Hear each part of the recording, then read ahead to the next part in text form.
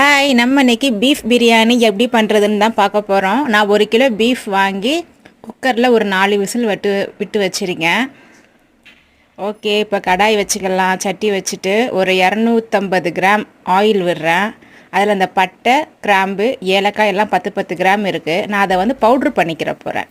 அதனால் தாளிக்க வெறும் பிரிஞ்சி இலை மட்டும் போட்டு தாளிச்சிட்டு வெங்காயத்தை கொட்டி நல்லா ப்ரௌன் கலர் ஆகிற வரைக்கும் வதக்கிக்கணும். பட்டை, கிராம்பு, ஏலக்காய் நான் ஃபுல்லாக போட மாட்டேன். ஏன்னா அது வாயில் மாட்டும்போது என் பசங்க வந்து சரியாக சாப்பிட மாட்டாங்க. அதனால் நான் பவுட்ரு பண்ணிப்பேன். இப்போ வெங்காயம் நல்லா வதங்கினோன்னே கட் பண்ணி வச்ச கொத்தமல்லி, புதினா கால் கட்டு போட்டு நல்லா வதக்கிக்கலாம். நல்லா வதங்கிருச்சுங்க. இப்போ அரைச்சி வச்ச இஞ்சி பூண்டு பேஸ்ட்டு, இஞ்சி 100 கிராம், பூண்டு 50 கிராம் நான் அரைச்சி வச்சுருக்கேன். இதையும் போட்டு நல்லா வதக்கிக்கலாம். நல்லா பச்சை வாசனைலாம் போனதுக்கு அப்புறமா நல்லா வதக்கிட்டு தக்காளி ஆட் பண்ணிக்கலாம். இந்த தக்காளி வந்து ஒரு 400 கிராம் இருக்கும். 15 கிராம் அளவில் மிளகாய்த்தூள் போட்டு நல்லா வதக்கிக்கலாம். வதக்கி முடித்ததுக்கப்புறமா நான் வேக வச்சுருக்க பீஃபை இதில் போட்டுக்கலாம். அந்த பீஃப் வேக வச்ச தண்ணியோடு இப்போ நான் ஊற்றிருக்கேன்.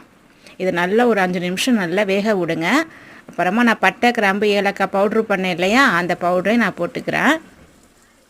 1 கப் தயிர், இது எல்லாத்தையும் போட்டு நல்லா மிக்ஸ் கொடுத்து ஒரு 10 மினிட்ஸ் நல்லா கொதிக்க விட்டுட்டு அரிசிக்கு தேவையான அளவு தண்ணி, 1 டம்ளர் அரிசினா 2 டம்ளர் தண்ணி, அந்த மாதிரி தண்ணி விட்டு நல்லா கொதிக்க வச்சதுக்கப்புறம் நான் 1 கிலோ ரைஸ் வச்சுருக்கேன். அதையும் போட்டுட்டு ஹாஃப் லெமனை பிழிஞ்சு வச்சுருக்கேன். அந்த லெமனை ஊற்றிட்டு க்ளோஸ் பண்ணிவிட்டு ஒரு 10 மினிட்ஸ் கொதிக்க விடலாம்.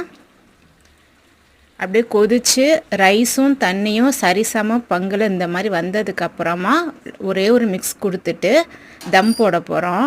ஒரு பழைய தோசை சட்டி அடுப்பில் வச்சு இதை அப்படியே சட்டி அது மேலே வச்சுட்டு நல்லா க்ளோஸ் பண்ணிவிட்டு மேலே ஒரு வெயிட் வைக்கணும். ஒரு சட்டி ஃபுல்லாக தண்ணி பிடிச்சி நான் வெயிட் வச்சுட்டேன்.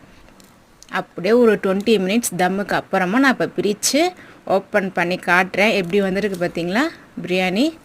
நல்லா உதிரியாக ஒன்றோடு ஒன்று ஒட்டாமல் ரைஸும் உடையாமல் பக்காவாக வந்திருக்குங்க. ஸோ இதே மெத்தடில் நீங்களும் பிரியாணி செஞ்சு பாருங்கள், சூப்பராக வரும். உங்களுக்கு இந்த பிரியாணி வீடியோ பிடிச்சிருந்துச்சுன்னா வீடியோவை லைக் பண்ணுங்கள், சப்ஸ்கிரைப் பண்ணுங்கள், உங்கள் ஃப்ரெண்ட்ஸுக்கும் ஷேர் பண்ணுங்கள். அவங்களும் பிரியாணி சாப்பிட்டு நல்லா என்ஜாய் பண்ணட்டும். Bye friends.